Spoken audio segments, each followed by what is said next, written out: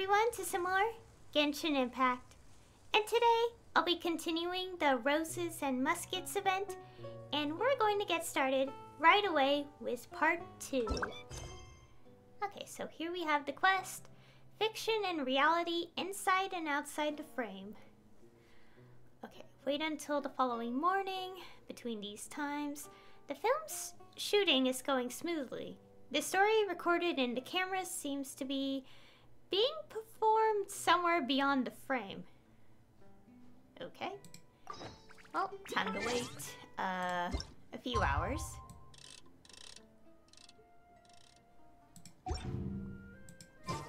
It's finally time to meet up with everyone!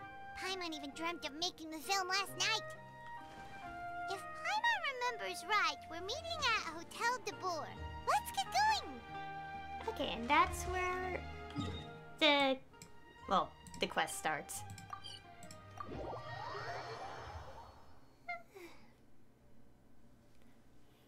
Okay. Waiting. Yeah, this takes its time. I did kinda just turn on the game, so it kinda makes sense that it's trying to process the locations. Oh! Ayaka! Yoimiya! You're already here! Good morning. Xavier said yesterday afternoon went well. Yeah, and how about you, Ayaka? What were you up to yesterday? After we split up, Ayato went to see Udex Nervillette at the Palais Mermonia. I was originally thinking of going with him, but he said he could manage it himself. He told me to go see the sights around Fontaine and to enjoy the local culture. So I rode the aquabus with Yoimiya and visited the Opera House on Aranias Island. Yeah, you wouldn't believe what we saw there! 2 mechanical puppets that were dancing together! You've already seen them, right? Oh. The Dirge of Capellia and a nemesis of Capellius. Yeah, those two! Amazing, aren't they? We sat and watched for quite a while. It was mesmerizing. Like we could keep watching them forever. Oh, it was the same for us the first time we saw them, too! Afterwards, we went swimming at the beach! Well, diving, to be exact. It was the first time I ever breathed underwater! I held Ayaka's hand and we counted down together. 3, 2, 1, and then splash! We were beneath the waves.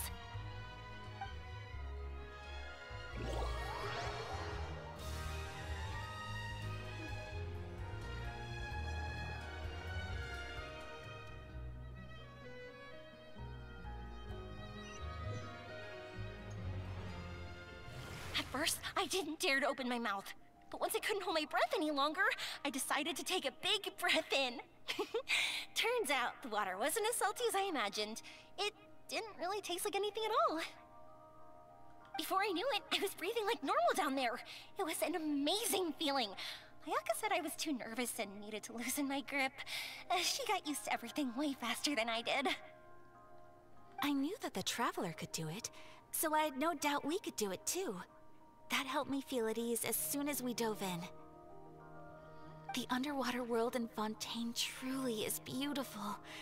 I love seeing the Romaritime flowers blossoming underwater, like little candles lighting up the streets at night. Yeah, and there were so many creatures that we've never seen in Inazuma. Like those fish that shimmer like a sword blade. Whoosh! Oh, and those big fish that call when they see people. Ooh. Oh, you mean Hunter's Rays and Blubber Beasts! I just love the name Blubber Beast. Just wait till Pops and the others hear about this. They probably won't believe a word I say.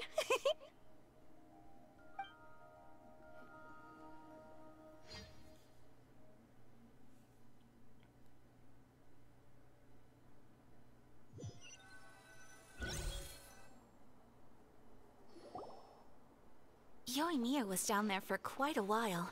It was dark before we finally rode the aquabus back to the city. I figured she'd want to sleep in today. Yeah, even I was worried that I wouldn't be able to get up. I still felt like I was drifting in the waves when I went to sleep last night. But as soon as I woke up today, I remembered that we'd all be shooting a film together, and I was ready to go. Speaking of the film, where's everybody else? My brother and Xavier were speaking to the restaurant owner about using the place as a filming location. They should be here soon. As for the others, we're here.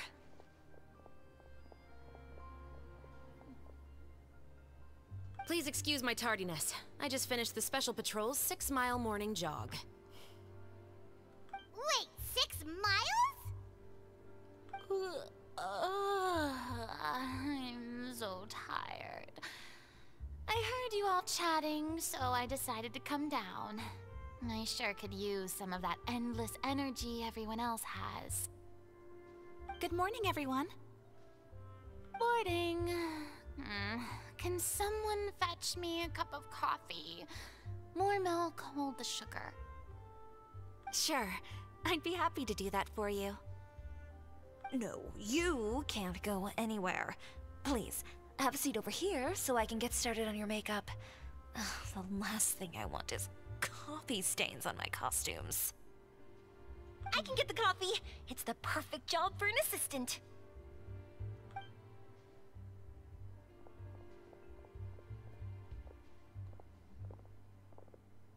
So much energy. Seriously, what's her secret? Oh, Yoimiya's always like that. But you sure look exhausted, Farina. It's because you're not used to waking up so early, huh? Of course not. I spent the whole night reading the novel from cover to cover, marking sections that either need to be omitted or adapted. Wow, Paimon didn't expect you to be so thorough. Well, I was the biggest star in all of Fontaine after all. It takes more than just a pretty face to earn a reputation like that. I know how to get serious when the situation calls for it. I went all out when I was acting as an Archon, so why wouldn't I do the same for my own life? Here's your coffee, Director Farina.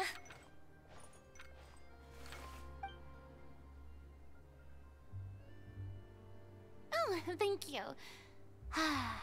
The sound of being called director and the aroma of coffee feels almost as refreshing as hearing the birds chirping in the morning.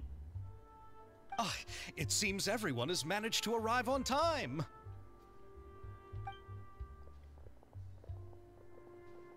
We've reached an agreement with the restaurant owner. We are free to use the second floor to shoot our film. Really? That's great! He is really looking forward to our film and hopes that providing his restaurant as a filming location will attract more customers. Well then, Mr. Xavier, I'll leave the rest to you. Okay, thanks. First, I'd like to introduce our new members. This is our prop manager, Veronique. She'll be in charge of all the film's props and items. And this is Bonneau, our lighting technician. He'll be in charge of lighting and illumination to set up each scene's atmosphere. Wow, sure feels like we have some real professionals joining the crew now. First of all, please allow me to first express my sincerest gratitude to everyone in the crew. When my investor informed me yesterday that he wouldn't be able to provide the funds, I really thought that this was the nail in the coffin for this film. I had no idea that I'd find so many people willing to help me on such short notice. Thank you. Thank you all from the bottom of my heart. No need to be so cordial, Mr. Xavier. We're all honored to be a part of this. Your works made a profound impression on me when I saw them back in Inazuma. I am sure that someday, this film will be remembered as a prime example of cultural exchange between Fontaine and Inazuma. Yes, the story is the reason I agreed to join. I can't bear to even imagine what this film would look like without the very best director. Anyway, I would like to make a promise to everyone that as the producer of this film, I'll do whatever I can to ensure that everything goes as smoothly as possible. This is not just my film. It also embodies the thoughts and feelings of every person here, as well as the endless effort we are about to pour into it. So, without further ado, the Two Musketeers will officially begin filming now! You may take it from here, Director Farina. All right. Listen up, everyone. The first scene takes place when the two young musketeers are living at the Baron's home, still unaware of all that is about to happen to them. We'll need props and lighting to set the scene. Our lead actors can go get their makeup done, and extras, please take this time to go over your positions. Whoa. Seems Farina's really kicking things into gear as the director. Is everyone clear? I don't want anyone traipsing around the set like umbrella finches. Okay. All right. Cameras will start rolling as soon as the set is ready. Let's make a film that'll make some serious waves in Fontaine. Not the kind of waves that drown people. I mean, the good kind of waves. Seems like she's still a bit traumatized by that. Anyway, let's go see if there's anything we can do to help. Okay. The start of part 2 has, well, started. Okay, look for the people who need help. Alright. Can we still talk to people? I don't need any help here. Why don't you try asking someone else? Okay. How about here? A little more to the left. You got it. Hey, Yoimiya, do you need a hand? No, I'm fine. You know, doing the lighting is kind of like designing a fireworks show. It's interesting to imagine what kind of atmosphere the lights will create. I heard that the Traveler will be operating the camera and Paimon will be the clapper loader, right? Those roles are just perfect for the two of you. Really? Is that because it'll be easy for Paimon to hold the clapperboard while flying? Well, sure, there's that, but that's not exactly what I meant. I just think that after all your journeys together, you two must have developed a super close bond and just naturally know how to work with each other.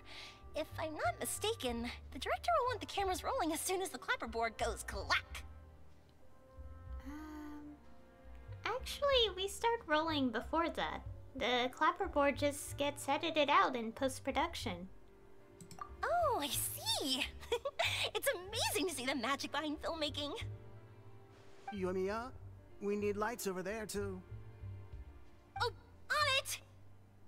I've got to get back to work. Chat with you later. Oh, it's exciting to see so many people working together to bring the film to life. Seems like Yoimiya's really getting into it. But she was right. We do have a super close bond, don't we? Of course. Paimon's really happy to hear that.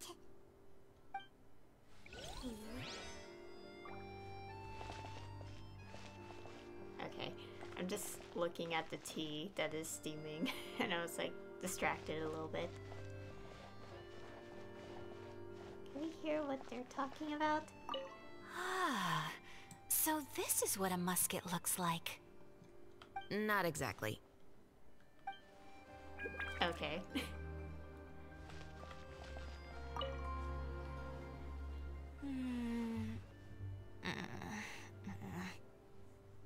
Ayaka has mentioned you to me before.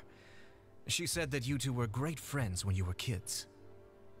No talking. I'm thinking about how to do your eyeshadow. Ah, yes. To help me really look the part. To achieve a more young and naive look for this scene. Are you saying the wrinkles around my eyes are too deep?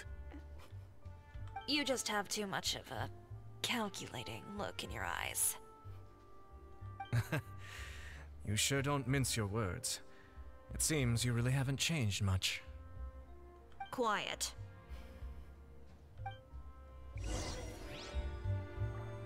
Okay. So, this is a real musket? No, it's just a prop weapon. Not bad. Have you seen a real musket before? Only in books and newspapers. I made this one based on the relative shape and proportions I saw in reference images. When we're filming, some special gunpowder will be applied around the muzzle, which will help create the flash and smoke effects of a real gun being fired. Which means it'll be up to the actors to portray the recoil. That's right. The sound effects for gunshots will also be added in post-production. Thank you, Veronique. I think I know where to start now. However, the musket's gears and firing pin could still use some work. Adding some wear on the metallic components will make them appear more realistic. Also, be sure to rub the muskets with some oil each time before we start shooting. That'll give the impression that the firearms have been well maintained. Good point. You seem to know a lot, Miss Chevres. I assume you use these types of firearms on a regular basis? Yes, I perform routine maintenance on my weapons every day. Just like we as people need to eat and sleep, muskets need to be cleaned and maintained. I also perform similar care for my sword every day, and familiarize myself with its shape and weight, to the point where it feels like a natural extension of my body. Yes, this way, our weapons will never betray us in the heat of battle. Yes, well said. It seems we have the same philosophy on this topic. Oh, sounds like they found a common interest to talk about. Though these props differ from the muskets I use, I can still give you some pointers. Good. I look forward to your instruction.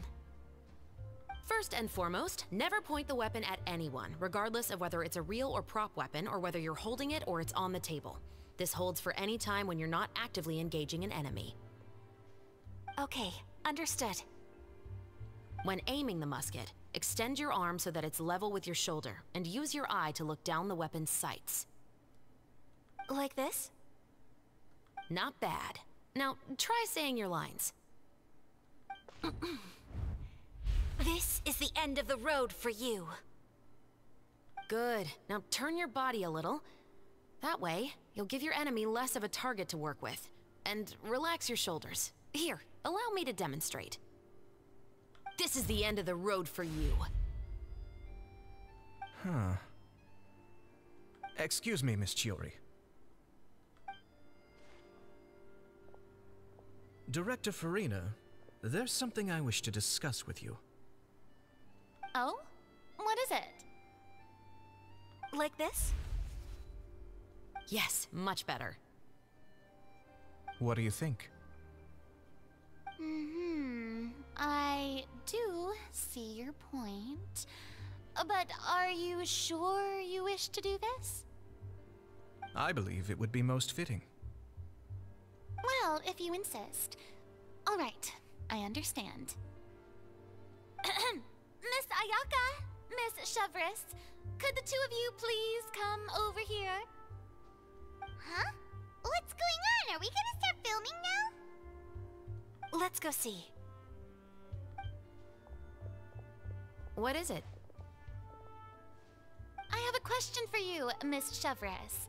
Would you be willing to play the role of a musketeer? What? To clarify, I would like to turn over my role to Miss Chevres. But brother... Don't worry, Ayaka.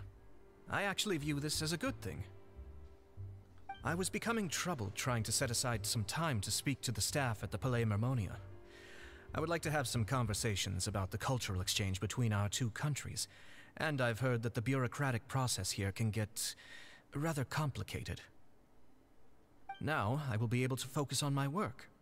Besides, you also know that I'm not really one for public performances. Are you really sure? From a director's point of view, I also felt like the relationship between the two musketeers in the original story could be improved.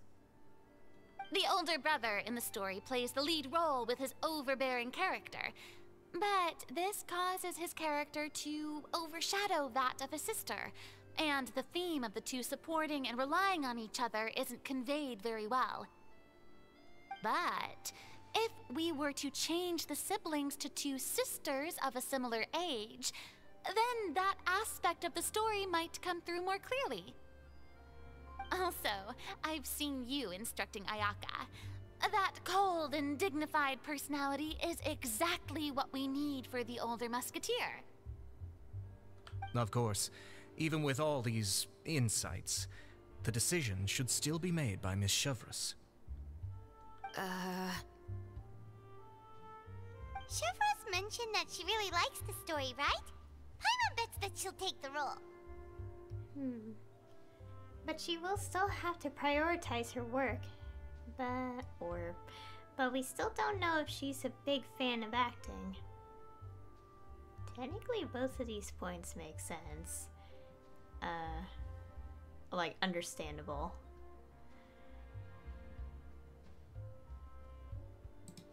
All right, I'll take the role. Good. It's decided then. I'll get started on making edits to the script. We'll also need to make some immediate adjustments to the lighting, props, and costumes. I have a feeling that our adaptation will be even better than the original story. You're doing a great favor for me, Miss Chevreuse. You have my gratitude. Don't mention it. I like this character, so if anything, I should be the one thanking you. Well, since my brother is the one who brought up the idea, I suppose there's no need to worry. Let's go, Miss Chevreuse.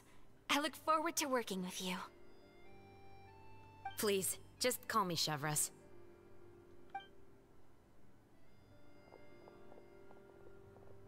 Seems like you're really going out of your way to solve the problem I was having with your makeup. Surely you jest, Chiori. I assure you that I was mostly motivated by a desire to spend more time on formal business. Oh, come on. You really think I'd buy that? According to what I've heard from Ayaka, her brother is someone who can juggle 10 different matters at the same time. I'm sure you have other reasons for backing out. Perhaps.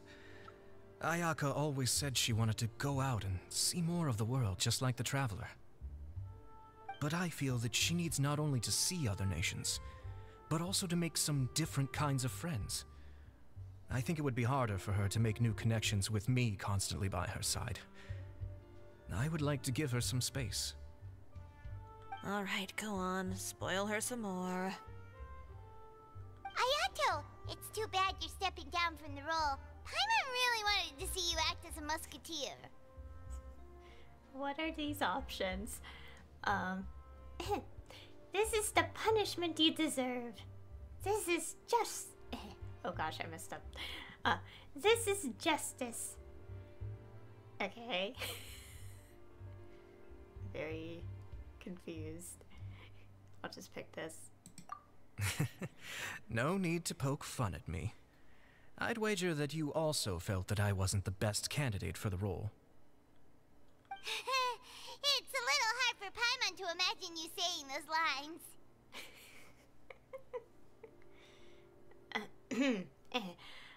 So are you going to go back to work now? Yes. I've made an appointment to meet some people from the Palais Mermonia. Now, I will have some more time to prepare. Traveler, get the camera ready. Paimon, get the clapperboard. Actors, to your positions. We're about to start shooting the first scene. Go on now. And please take good care of Ayaka. Yep, don't worry. You can count on us. Good luck with your work. Thank you. I look forward to seeing the film when it's finished.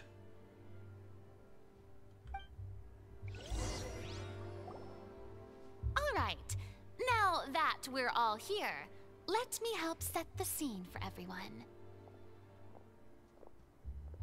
The first scene takes place when our two main characters are still living at the Baron's estate.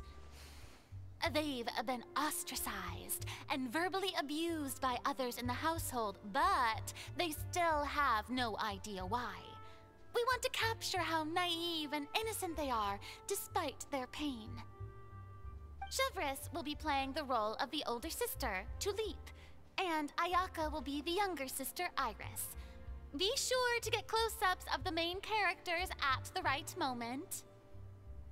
Silence on the set! Lights, camera, action! Let's go! Tulip, Mother's been out for quite a while now. Perhaps she went to pick some flowers on the way home. You know how she loves flowers. Iris, Tulip, I'm home. Wait, what? Zoom in for a close shot with the mother, zoom out for a wide shot. Uh-oh, wait, am I going to be punished? This? Mother!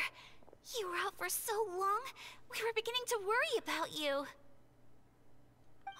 I'm sorry, but I'm back now, safe and sound. Here, I brought your favorite treat, apple turnovers. I think I'm supposed to be zooming it out, but I don't know. Mother, what are those bruises on your hand? Oh. Okay. Zoom in for a close-up on the mother, zoom in for a close-up on Tulip. Maybe the mom again? I don't know. Oh dear, I'm messing up. It's easier when you have like a picture reference to know what to do, but I have to guess.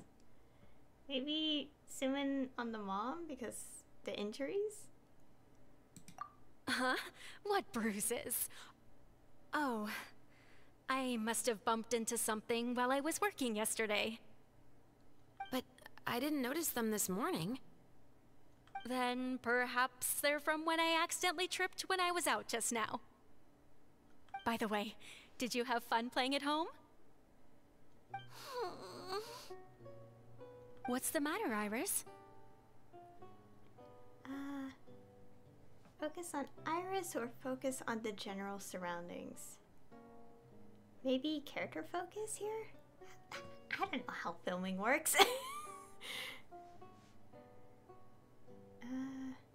I don't know. I feel like a lot of times showing the scenery makes sense, but half the time I just can't tell. Maybe focus on Iris? Well, we've realized that no one really wants to play with us. They even took Iris's doll and spat at us. And they even called us names. They said we were... Shh. It's all right. Don't worry. Girls, listen to me. Pan over all three characters or zoom in for a close-up on each character. Maybe pan over? I guess that works. It doesn't matter what anyone says. Don't listen to them. No one can define you with such words. You both have wonderful lives ahead of you. Just like your names. You will both blossom like beautiful flowers. Maybe your time to blossom hasn't quite come yet, but one day, you two will bloom more beautifully than anything else. Don't let the soil you're in now ruin your future beauty. Understand? My dear daughters. And cut! Not bad. The actors' emotions were all on point. Let's keep that take. Also, if our clapper loader could avoid shouting at the start of the scene next time. Oh, got it. Great. I was a little worried that my nerves would get the better of me. What about you, Chevres? I felt fine. The lines weren't too difficult at all. Seems like Farina must have adapted the role nicely. You two were great. I couldn't tell it was your first time acting in a film. You should have more confidence. Thank you for your encouragement. Positions, everyone! We'll move on to the next scene after we try a few more camera angles.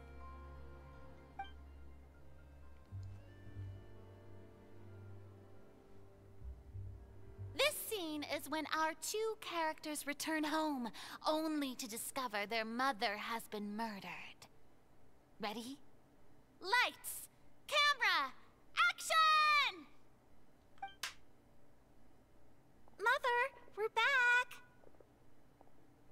Mother?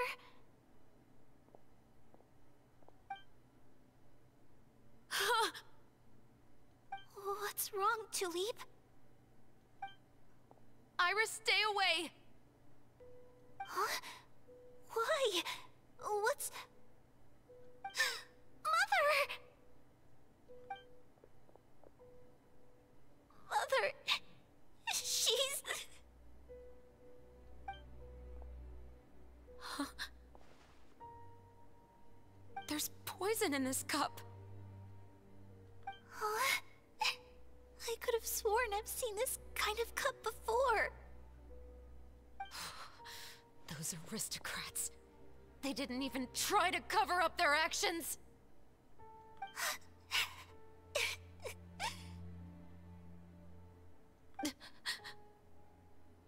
Iris, we need to leave this place. Leave? But now that Mother is gone, where can we even go? Anywhere. All I know is that we can't stay in this house. But are we just going to let them get away with this? We'll have our revenge, I promise you. Just not right now.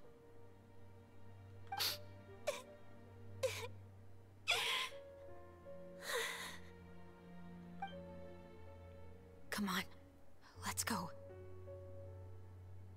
No, wait. We can't just leave Mother here like this. At least let me leave this rose with her.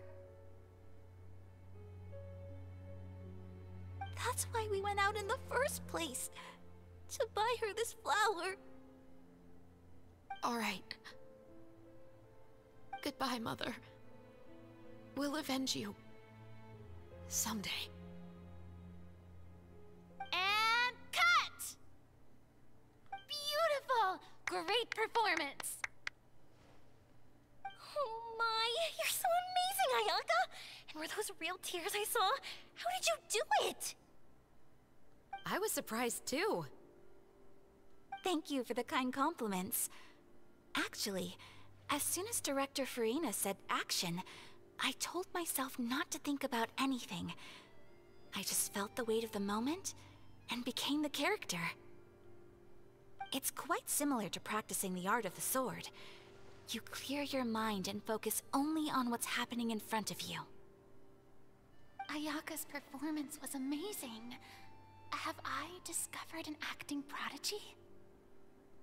Pipe down, everyone! We need to move on to the next scene!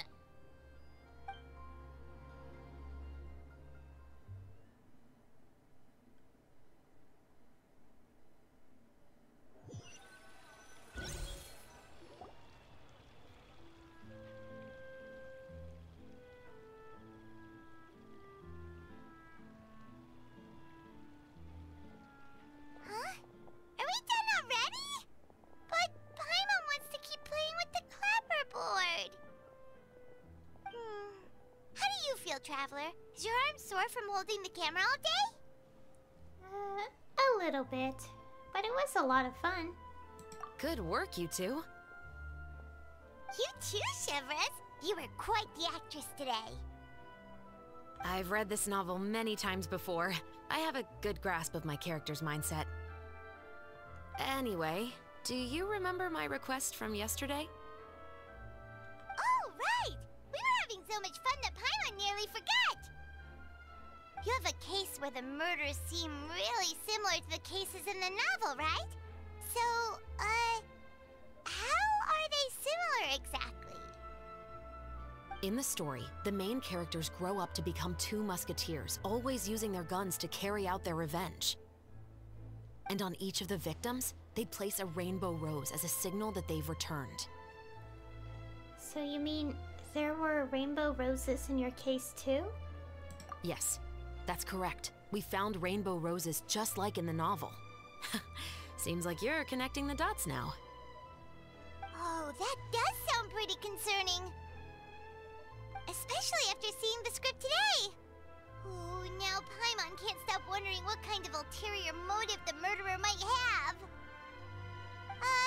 What do you think, Traveler? You're smart. Paimon wants to hear your thoughts. If we're only there to assist, then I think we can join the case. Good. On behalf of Fontaine's Special Security and Surveillance Patrol, thank you for your dedication to justice. There's no time to lose. We should start investigating right away. Follow me. Huh? Right now? But we just got done filming all day. Paimon's so tired. The most valuable intel always comes after nightfall. They are like small, remote islands in the middle of the sea. If you don't stay vigilant, you will pass right by them in the fog. That's how one of my favorite books always puts it, at least. So, where are we going right now? Let's start by checking out some workshops that sell mechanical components. If the culprit is making their own weapons, it's very likely that they'll visit those sort of places.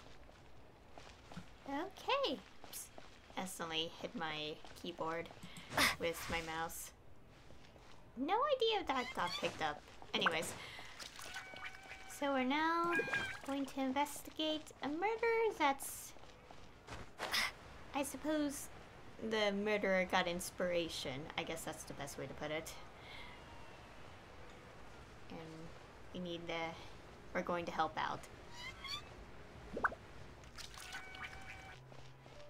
Oh, it's this place.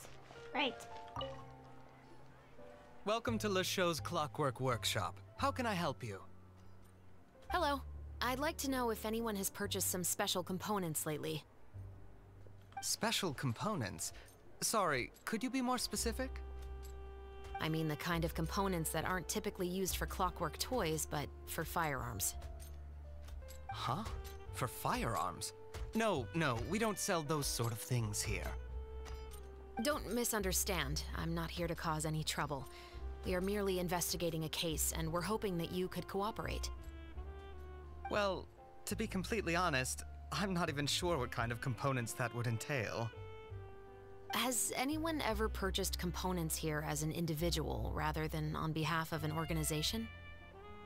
We have a lot of customers who buy toys, but those who buy components are all regular customers who buy in bulk on behalf of their organization. Is that so? I understand. Thank you for your cooperation. You're welcome. It's the least I can do. Okay, next spot.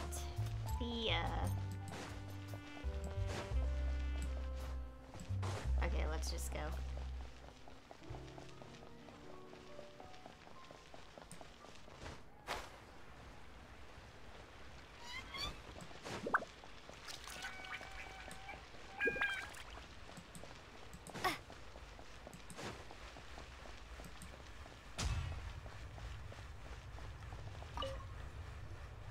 Oh, hey, Chevres. Run out of oil for your musket again? Hello, Estelle. I want to know if anyone has come to your shop recently to order some firearm components. Oh, is this another case? Let me think. I don't think so. Some people have requested that I make some prop guns for the Fontanalia Film Festival, but I refused all of those requests. Oh? Why's that? Because there's no profit! I only make things here that can do some real heavy lifting. I don't have the energy to make some new molds just for the festival. Then has anybody come specifically looking for mechanical components? Well, I usually sell off my scrap to the Fleuve Cendre. I don't typically give them to one specific person. I understand. Thanks for your cooperation. Don't mention it. Always happy to have the Musketeers' patronage. Seems like we haven't found any leads to go off yet. Yeah, unfortunately. Alright, let's head to Fliv Sandra next. Huh? Are you sure? People might not be so thrilled to see the captain of the special patrol there. You think so, huh? Then I guess you don't know. Huh? Know what? That I grew up in Fliv Sandra.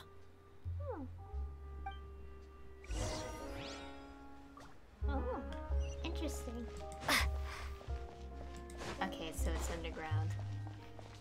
I mean, I would automatically know that, but I tend to forget, so... Okay. I think it's partially due to the fact that I just call it the underground and not by its actual name.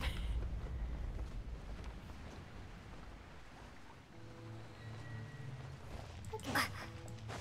Let's build a smaller boat.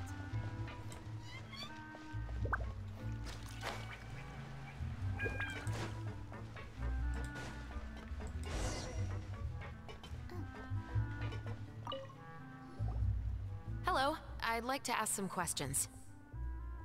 I don't know anything. Don't worry, I'm not here to arrest anybody. You say that now. It's the truth. Here, take this as my guarantee.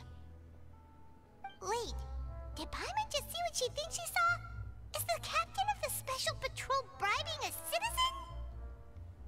Shh. Keep your lips sealed and no one will ever know.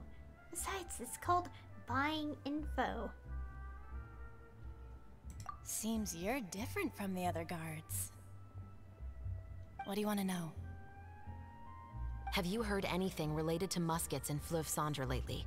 Anything at all? Muskets, huh? All I know is that about 2 weeks ago, we started hearing some loud noises at night. So loud that it's been waking me up. Were they gunshots? Possibly. It's hard to tell around here. Someone's house collapsing, a pipe exploding somewhere, it's all the same. But the noises I'm talking about definitely happened after I fell asleep. Do you know where the noises were coming from? I don't remember clearly. Is it that you don't remember, or that you need to think about it some more? You tell me. Then please, think about it some more. She's giving her even more, Mora! I didn't see anything. Maybe she's just giving out some hot fruit. I'm not sure how this is supposed to be said, if I had to be honest. The noises came from the end of the Southern Waterway. I came out and had a look for myself and I wasn't sleeping well, but I didn't dare get too close. That's all I know. All right, I'll take your word for it. Thanks for the pâte de fruits.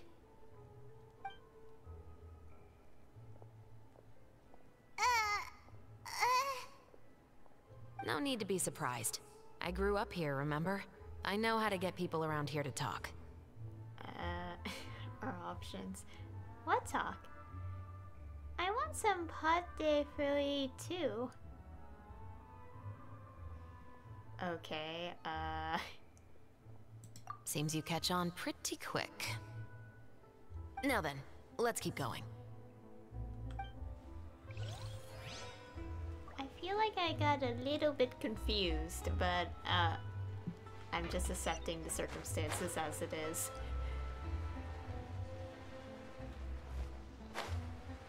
Adventuring underground is way more fun than I thought. It's been a while, Tetro. Please, just get on with your request. I want to know if you've heard anybody talking about muskets lately.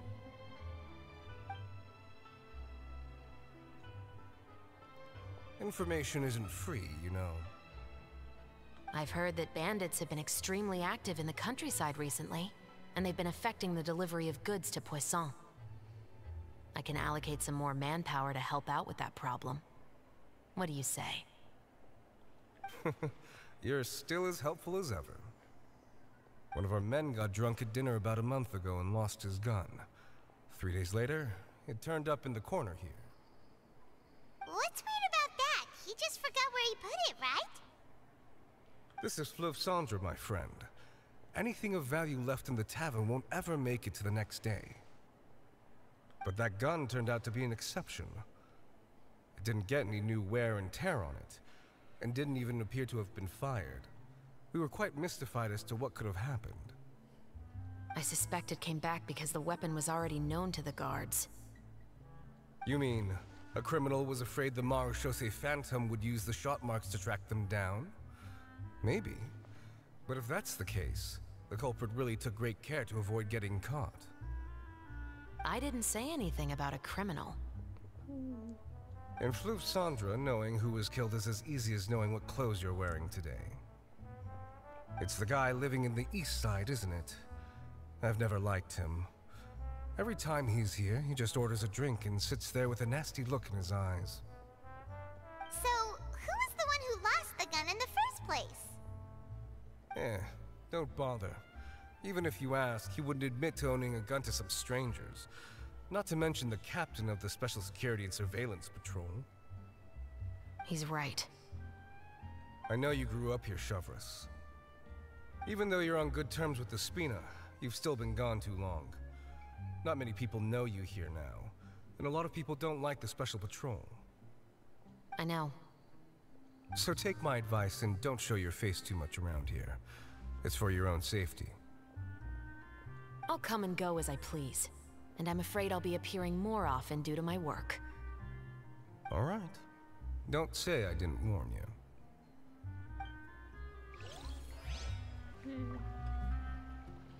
Oh, I'm stuck. Okay.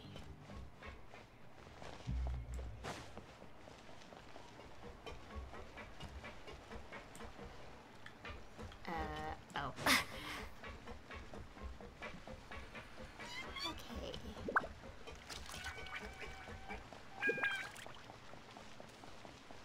What's over here?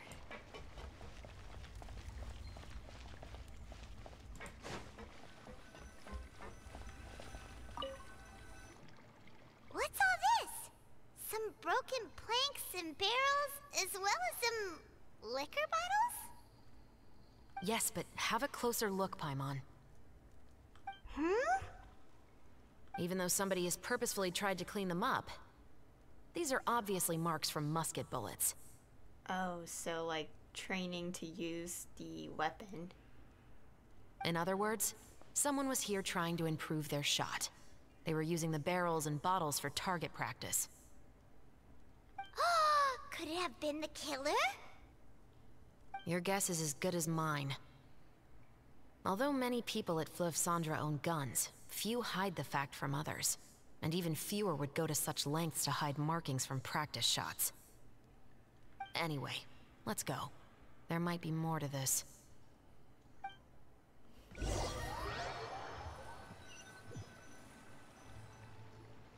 Seems like that's all we'll be able to uncover for today. Paimon feels like we managed to learn a lot more here than up on the surface. Yes. Assuming that everything we found is indeed connected to our suspect, then their timeline was probably something like this. A month ago, our suspect found a gun and took it home to disassemble it. Once he'd figured out its mechanics, he brought it back. In the following weeks, he used some parts to create his own makeshift musket, and took it to the Fleuve Cendre for target practice. Then, a few days ago, he found his target and carried out the murder.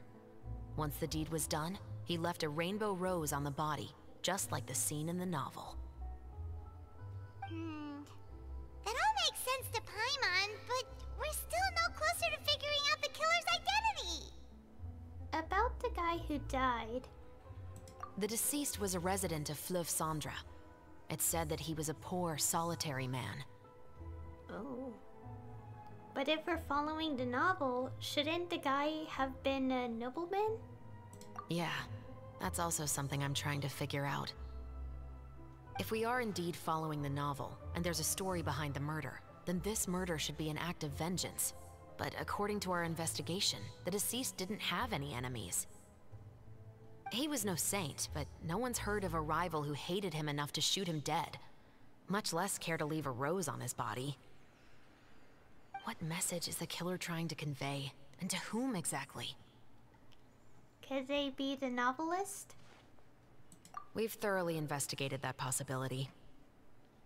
He claims to have spent the whole day at the Opera House on the day of the murder, and the staff there have confirmed his account.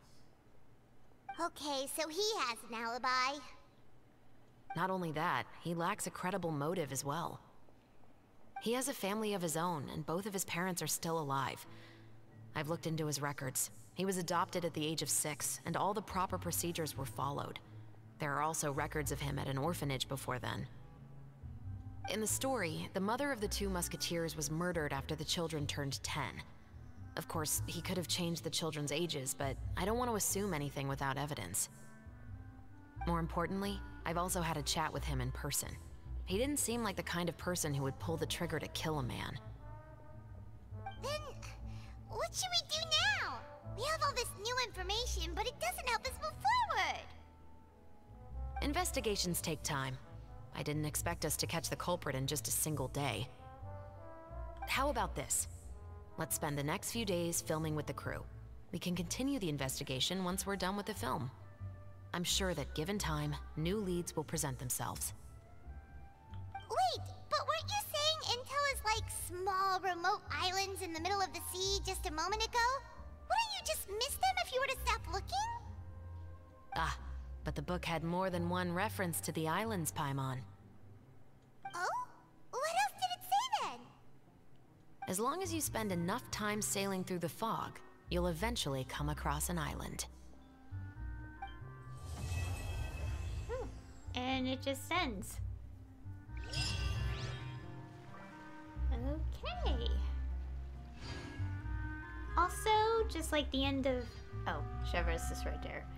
But as I was saying, so just like the end of Act 1, there is some conversations that you could find around Fontaine. What? Never thought that the captain of the security and surveillance patrol could come from the Fleuve Cendre? I have to say, I'm pretty shocked. I'm sure that wasn't easy.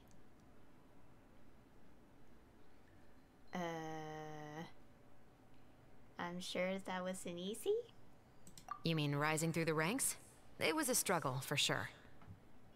But as long as you can distinguish yourself through your accomplishments and skills, you'll eventually be recognized for your worth. If you look at it another way, my life at Fleuve Cendre has actually taught me a lot of valuable skills. Skills like how to barter with criminals or how to think in their shoes. Of course, I'd appreciate it if you could keep this a secret between us. Okay.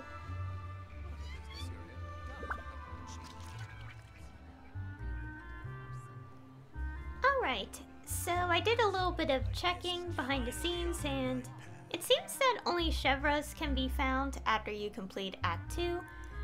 So for now, I'll see you guys when I do Part 3, since I will include that in the video.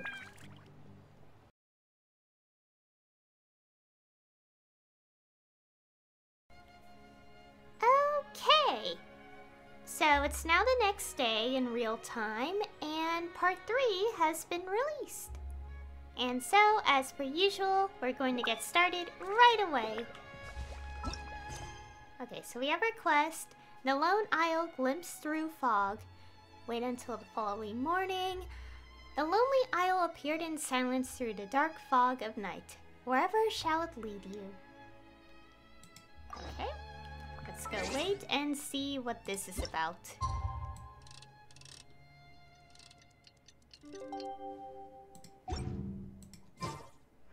It's filming time again! Our schedule is jam-packed for the next couple of days, too.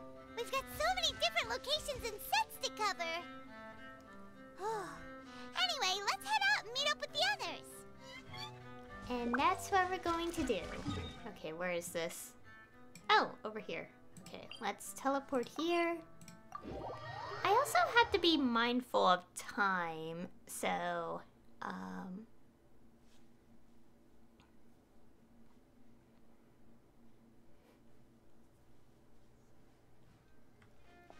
okay.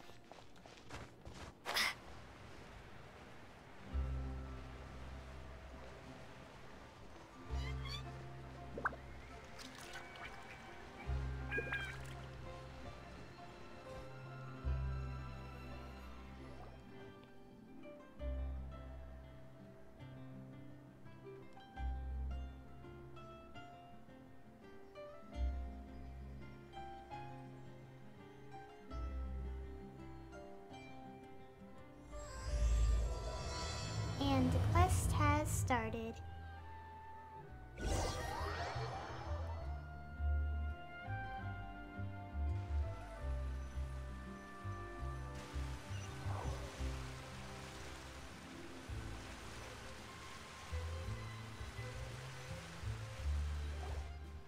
Good work, everyone! We're looking to wrap with our two main ladies today. I can already smell our success.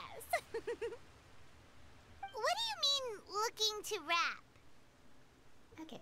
Oh, my mic's in the way. Okay. Okay, our options. It means completing the filming of all of their scenes. It means finalizing everything we've recorded for them so far. Well, this all technically means the same thing, so...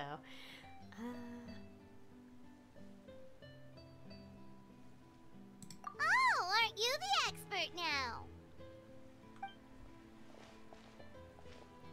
This upcoming scene is the two Musketeers' final confrontation with the Baron. There will be quite a bit of action, but no choreography beyond what we've already rehearsed. Anyway, get ready.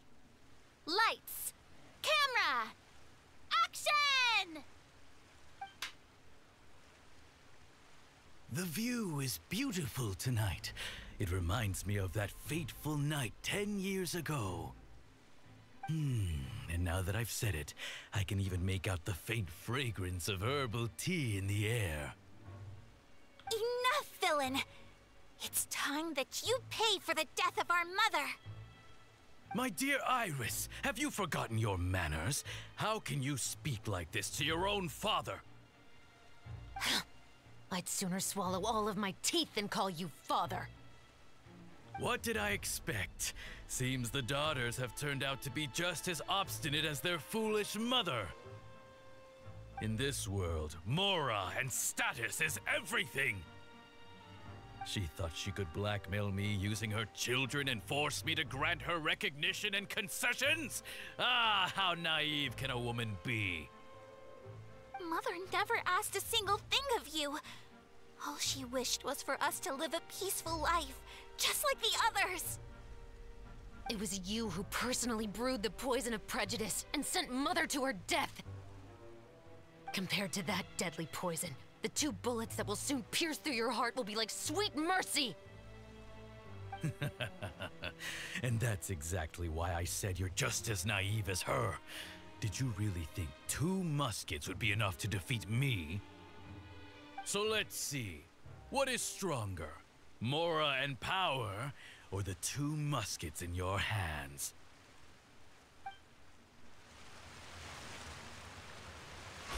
Get them! Tulip! There are too many of them! It'll be okay. We'll cover each other, Iris. And Mother will be watching over us, too.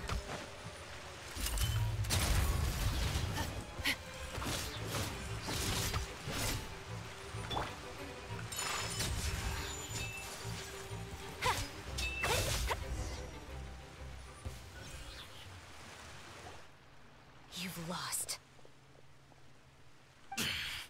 To think I'd lose to my own 2 kids.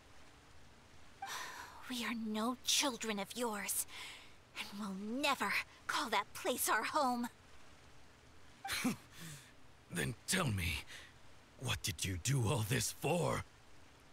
You lost your mother, and will soon kill your father as well. What will you gain in the end, other than sentences for your crimes? We will gain our long-awaited justice.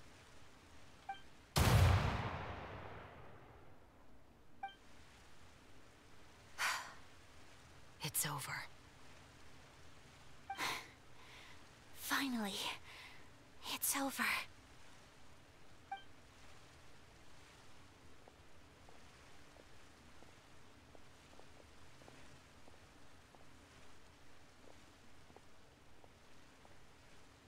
So, where will you go now, Tulip?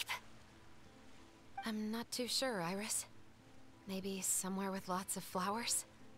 After all, Mother always did love going where the blossoms were. What about you?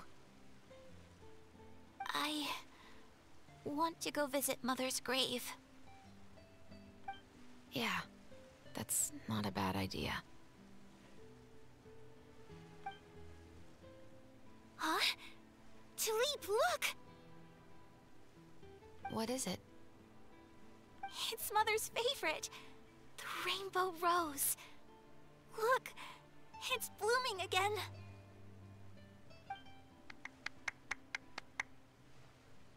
Excellent! That was beyond mesmerizing. Even I didn't expect the scene to go so well. And we got it in a single take.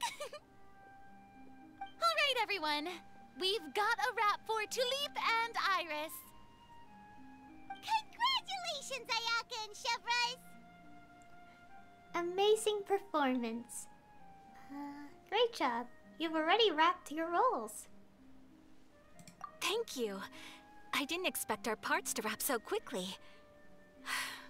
I wish I could savor the experience for just a bit longer. Paimon totally understands. Paimon's not ready to say goodbye to the clapperboard either. Filming has really been a lot of fun. You were great too, Chevrolet. The way you said, long-awaited justice. It gave Paimon chills. That is indeed my favorite line in the whole book. I still remember trying to act it out in my room the first few times I read it. Whoa, Paimon would have never guessed you're that type. Who doesn't like stories where the guilty are punished and justice prevails over evil? Don't forget, I'm the captain of the Special Security and Surveillance Patrol. Captain, I have something urgent to report. Please excuse me, everyone. I'll be back in just a moment. It's okay, don't worry about us.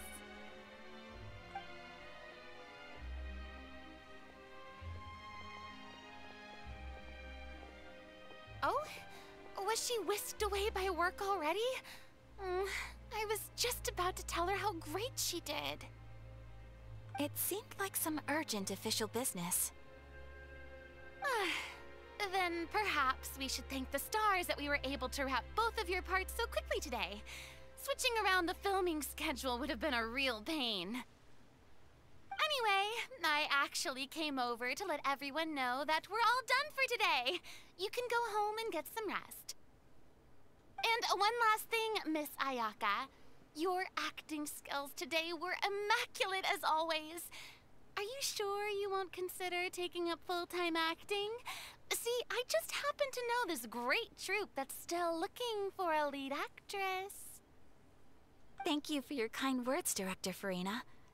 Unfortunately, there are still many matters that I have to take care of back home at the Yashiro Commission.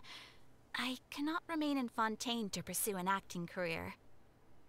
Nevertheless, I will make sure to treasure this incredible opportunity in my heart. Oh, that's a shame, but I understand.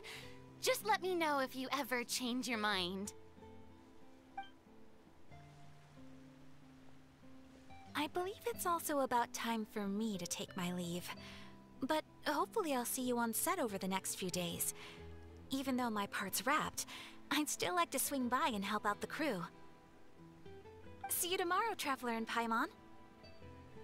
Yep, see you tomorrow! Well, what should we do next? Maybe we'll go investigate the case some more with Shivers today.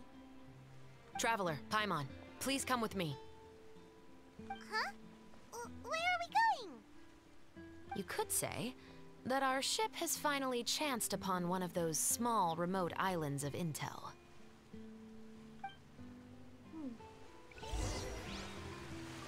Okay. Okay, go with Chevras to investigate the clues. Are we going? Oh, quite the distance. Oh, definitely quite the distance all the way here.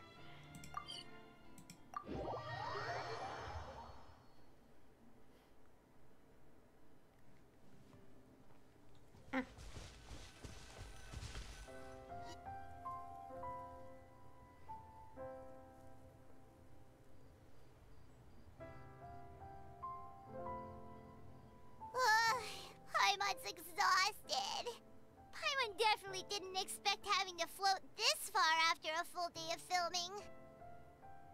So, Chevras, why did you take us here? Did you find a new clue? Affirmative. It wasn't anything conclusive, but it should show us a clear way forward. Have you ever heard of someone by the name of Emily? Oh. Oh, you mean that famous perfumer? She's a good friend of mine. She's lent me her aid several times in the past to resolve some difficult cases. After I discovered the rainbow rose at the scene of the murder, I sent it to her. After all, she's probably the foremost expert on flowers and scents in all of Fontaine. And then? There was nothing remarkable about the flower or the trace amounts of soil left on it. But according to Emily, the rainbow rose left by the killer was derived from a very rare cultivar. Huh. Paimon didn't know that there were different varieties of rainbow rose. Paimon just thought they grew everywhere in the wild. Flowers that are deliberately cultivated will always show some different features from those that bloom in the wild.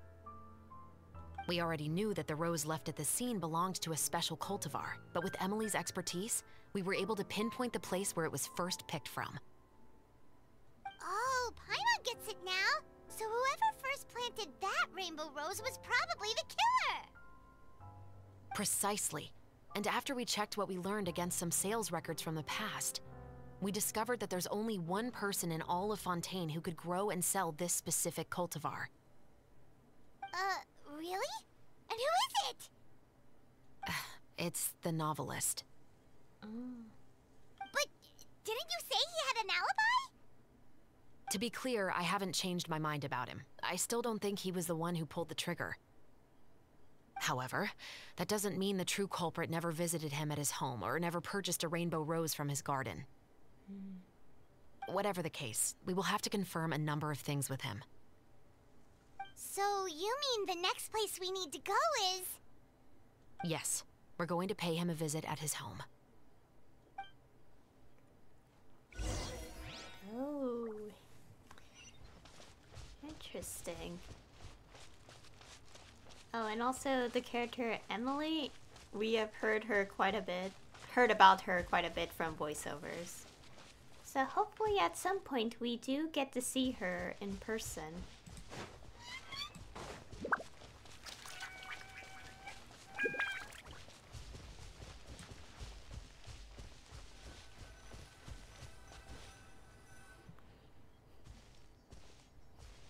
That should be his house.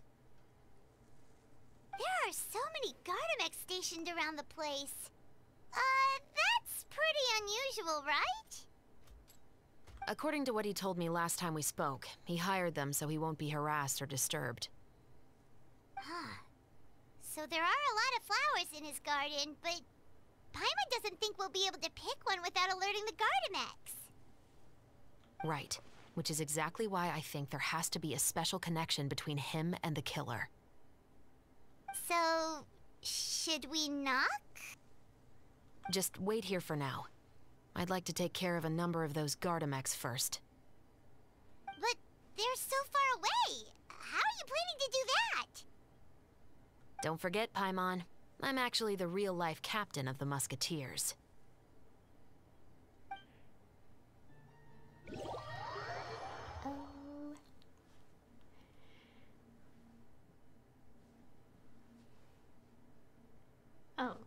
Oh, it's the thing from the one activity thingy in the event already. Okay, press the aim button to start aiming. Okay, we kind of know what to do. Wait, yeah.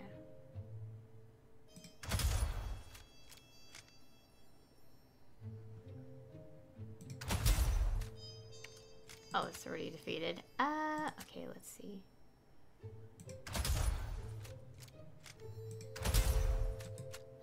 Okay, and last one.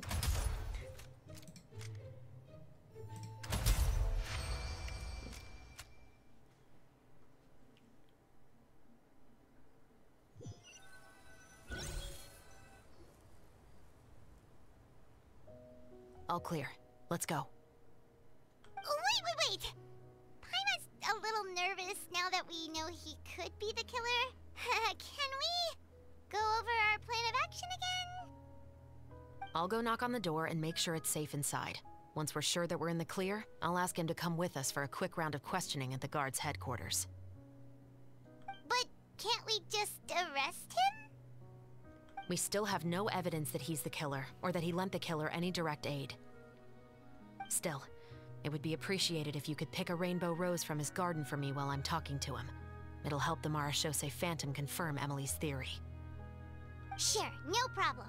Just be careful, Chevres. Okay. Here's where to go. Get a flower while the novelist is distracted. That is what we said, right? Ugh, my memory is kind of poor.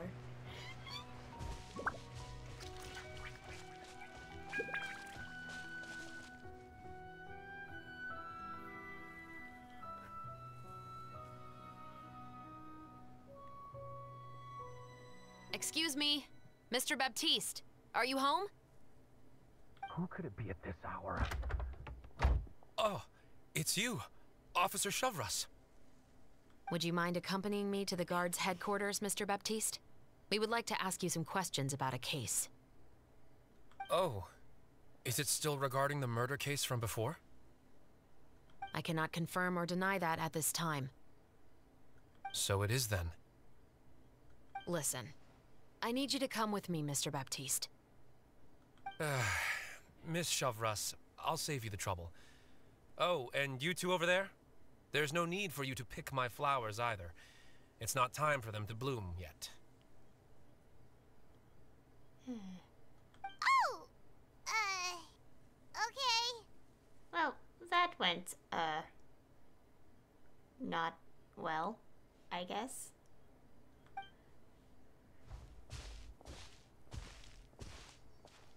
By saving me the trouble, you mean...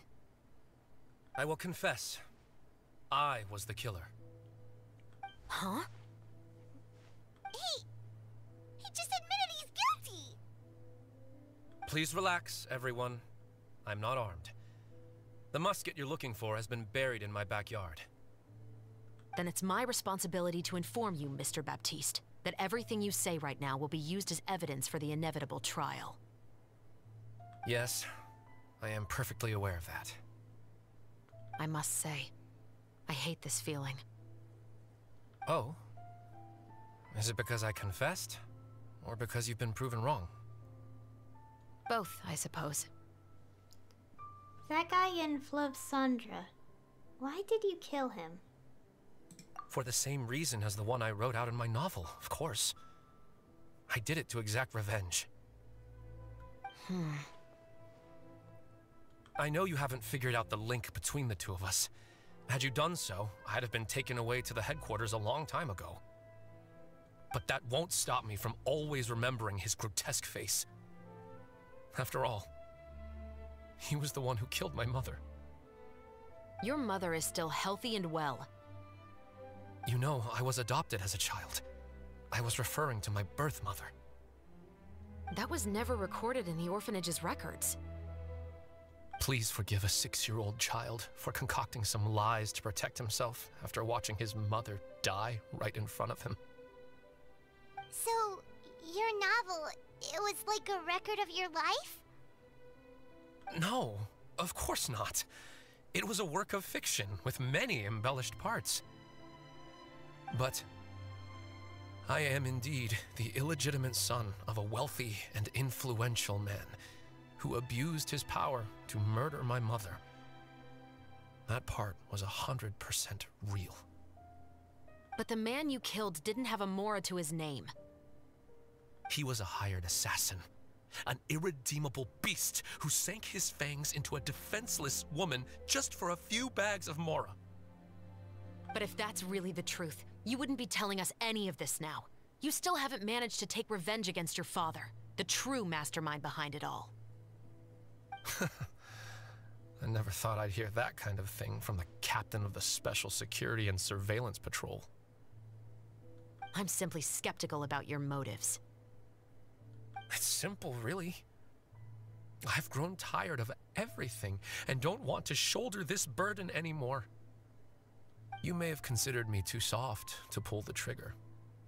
Well, as it turns out, you are exactly right.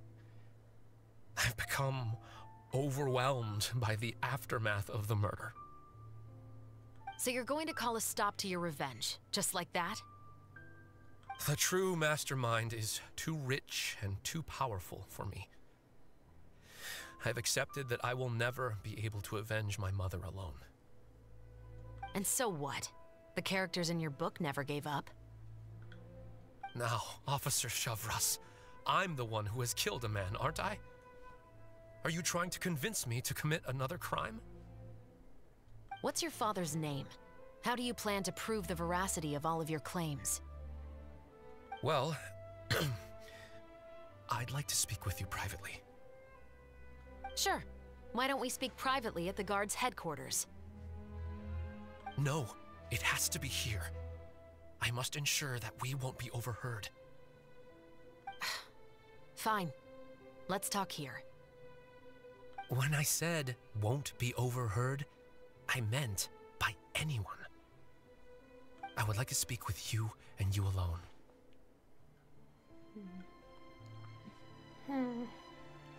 We can go somewhere else for now. Thanks. I appreciate it. Please stay safe, Chevres.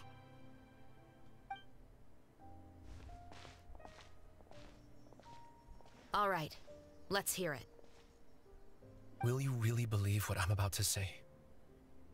Well, that depends on what you're going to tell me. Fair enough. Fair enough. Then listen closely.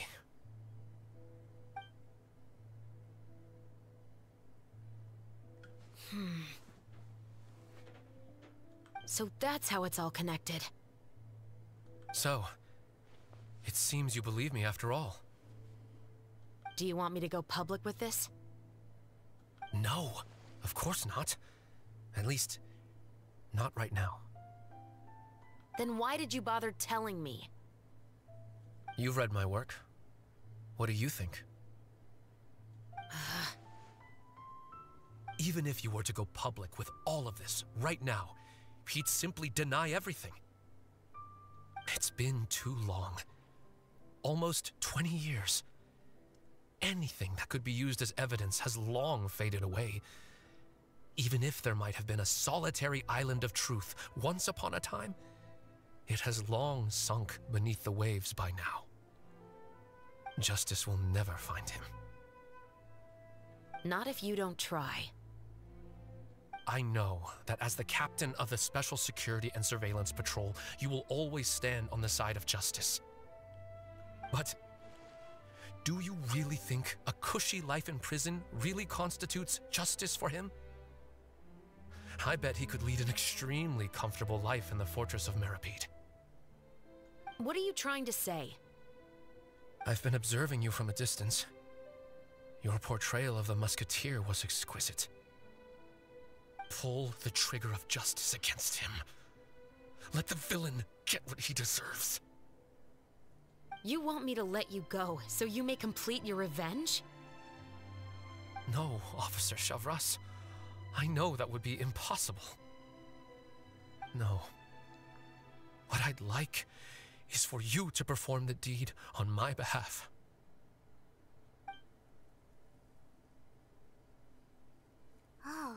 Chevra sure is taking her time. What could they be talking about anyway? Oh, Paimon's worried. What if he decided to attack her? I don't think we have to worry about that. I have full confidence in Chevros' fighting skills. If anything, he's the one I'd be worried about. Oh, you do have a point. Still, do you have any idea who the rich person might be? And why the novelist doesn't want us to hear what he's saying to Chevros? Sorry to keep you waiting, you two. Hey, how did your talk go? Did you figure out who the rich person he mentioned was? What should we do next? Well, both of these are important. Maybe ask about the conversation? I've already sent someone to escort Baptiste back to the headquarters for questioning. He wasn't lying about the musket. It was indeed buried in his backyard. But what about the name? Did he tell you the name of the rich guy? Yes, he did. But for now, I have to return to the Special Patrol. There are still a few loose ends I need to tie up. I think I kind of figured out something. But first let the cutscene be finished, I suppose. What's going on? It feels like she's keeping something from us. I'll probably be quite busy over the next few days, so apologies if you don't see me on set. Alright, Paimon understands if you can't tell us everything you know. We'll just keep an eye on the Steambird then. Actually, there's still something else I need your help with. Oh, and the quest is over. Noise in the background. Okay. Okay, so from what I'm getting at from this, from the cutscene. Okay, so this guy, he did kill the man. He confessed and wasn't lying about details. And okay, so basically he made us go away, so like he could tell Chevros who his dad, the mastermind, well, the one who pretty much caused these events to unfold in reality, told who the man was. And I have a feeling it might have been someone we've heard the name of earlier on. I think. Just a guess, I don't actually know. It could be a name we haven't heard, but my brain started to think it could be a name we've heard early on, so but we have to wait and see if I'm right, so not that one. Oh yeah, let's go do a couple event activities and then end the video. Okay, let's do this one. I think I'll do this one. Oh yeah, I'll do this one, the you know, this little icon, so like this one is the new one here. And the co-op one. I'll do those three and then end the video. I hope that makes sense because I think I confused myself explaining that out loud.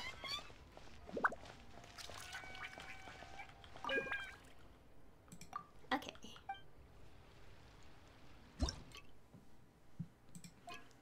Okay, defeat all opponents. High value target HP is at least 50%? What? Let's see what this one's about. I'm confused. It's like, is it saying we have to get the HP down to 50? Oh, okay, protect the target. Okay, so a high value target may appear in certain scenarios. Defeat all enemies while protecting this target. Okay, now it makes sense. Okay, where is it? Yeah.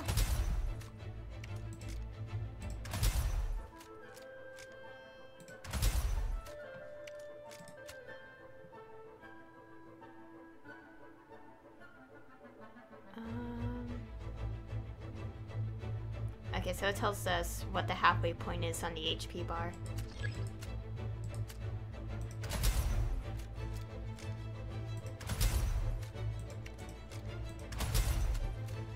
Okay, make sure it doesn't lose too much HP. Oh my gosh, we have 3 more enemies to defeat.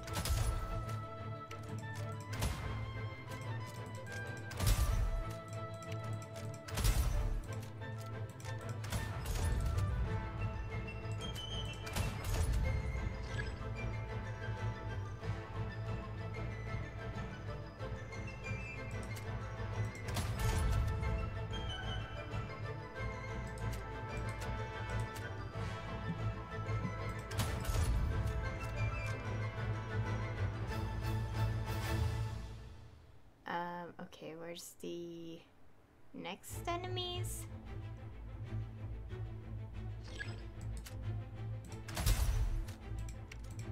We have to wait till it recharges.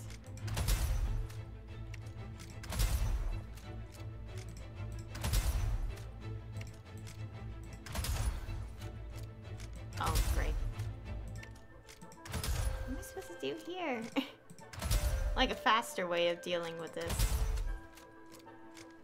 Because it seems like there wasn't any, like, explosive barrels. Oh, there's one here. There we go. No, it didn't hit them. That's annoying.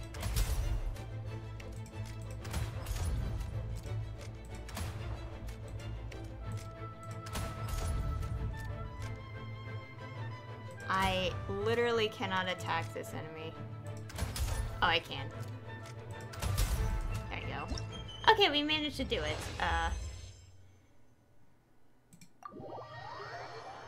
A little bit annoying that the enemy was at an angle where I couldn't almost hit the enemy. But we managed to do it, so that's alright. Okay, get the rewards.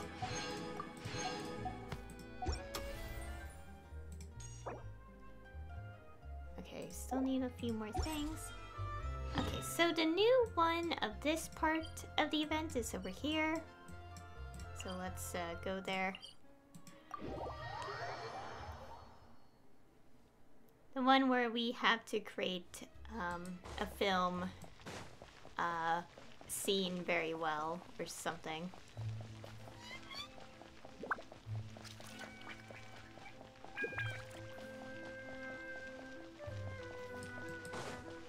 Okay. There you go. Okay. Waiting under the sweltering sun. Under the sweltering sun, the protagonist, played by Navia, is waiting to meet with her friend, played by Paimon. The latter cannot endure the merciless sun and appears listless and downcast before the protagonist's eyes. The protagonist takes out the umbrella and sunglasses she prepared, indicating to her friend to take shelter from the sun together. Alright, let's see how we could put this together. Okay, camera position. Highlight the oppressively sunny weather. I'm going to guess it's this. Also, just simply clicking this button just tells us what the shot, what kind of angle this is. Okay, so the sun, because we have to, yeah. Anyways, okay. Film, ouch. Film the actress, played by Navia, waiting and show the actress's, played by Navia, expression. Actress's expression.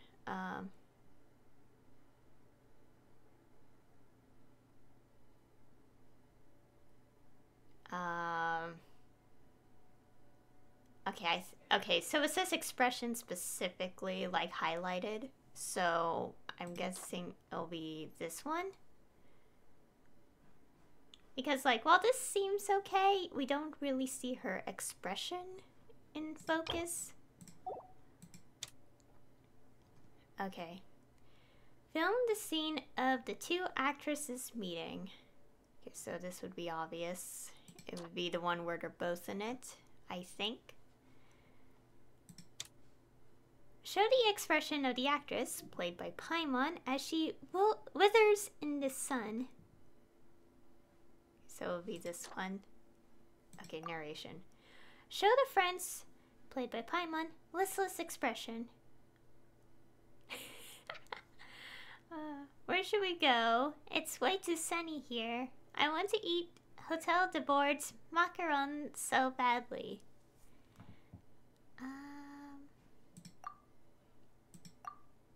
I think it would be, it's way too sunny here. Okay. Okay, film the actress played by Navia as she holds the umbrella and sunglasses. I suppose this. Okay, make sure I did get the text right.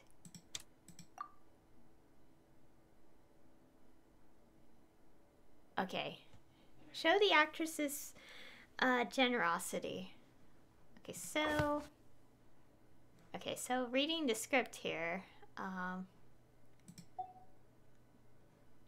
I'm going to guess it's this line. Don't worry, I've already prepared. Come stand under my parasol. Okay, let's see if this is all correct.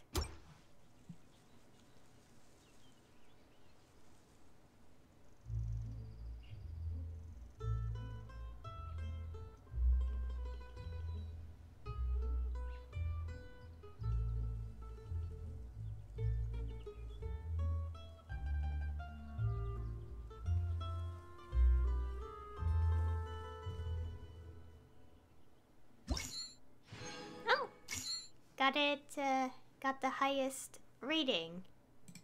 Okay, that was kind of simple to do, so. And now, I'll first get the rewards from doing this one.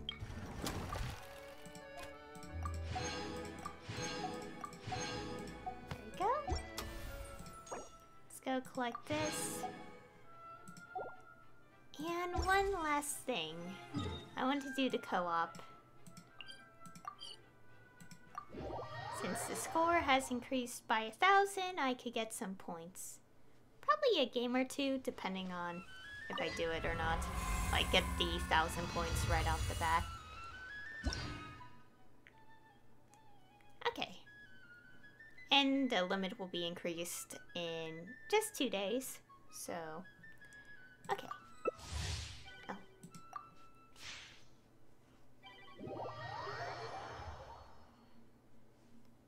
Alright.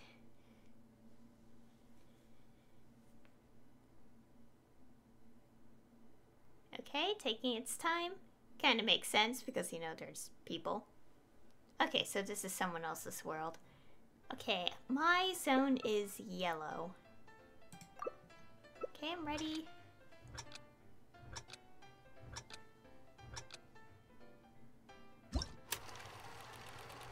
Alright, let's see. Okay, it's one's with some barriers in the way. All these people.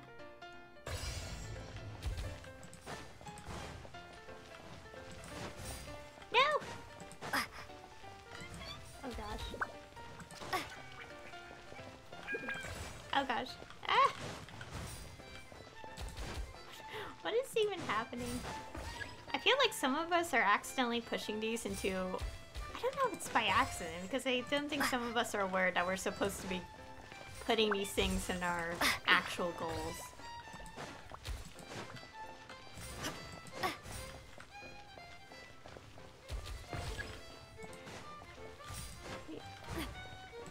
No! They took it all. Alright, push them in. Push them in.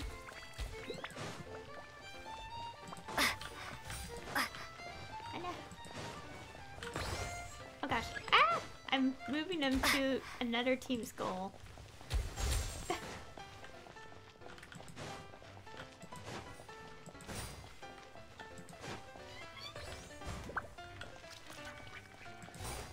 Okay. My nose! I'm confusing myself. This is so... I mean, it's actually pretty good, but at the same time, I'm like getting confused. Alright. Participant from start to finish? What does that even mean? Does it mean like, oh, we're actually trying to get our points? Oh, I got 1,000. Okay, we don't have to do it a second time. Okay. Oh. Oh yeah, I'm being returned to my own world.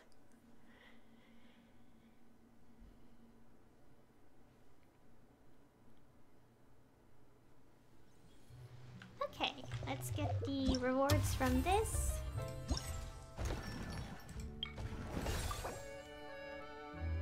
Okay, claim all. There we go.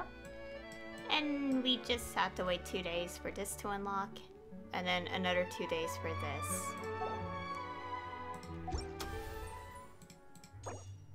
And also have to wait before I could get more of this. The weapon is so cute. Anyways, that'll be all for the video. So in this video, I did both Act 2 and 3. I quite like them. I like how in the beginning of Act 2, Yoimiya recounting the adventure she had with Ayaka, like exploring underwater. I found that really adorable. And what's the other thing? Oh right. There's quite a bit that happened, and it's been a day, so I apologize if I'm a bit slow on recalling some details. But yeah, so basically the filming has been going well. It seems that Ayaka and Chevros's parts are done, but there's still some things that needs to be finished after that. And also, the investigation. Yeah, so the novelist is the killer, but the situation is a little bit complex, let's say that. Like, the current situation is pretty, like, easy to understand, like, especially after he confessed, but knowing that there's more to the story is quite interesting. And of course, we have to wait and see in the next 2 parts how everything will unfold. So, yeah, we will have to wait and see. So anyway, thank you all for watching, and I'll see you all next time.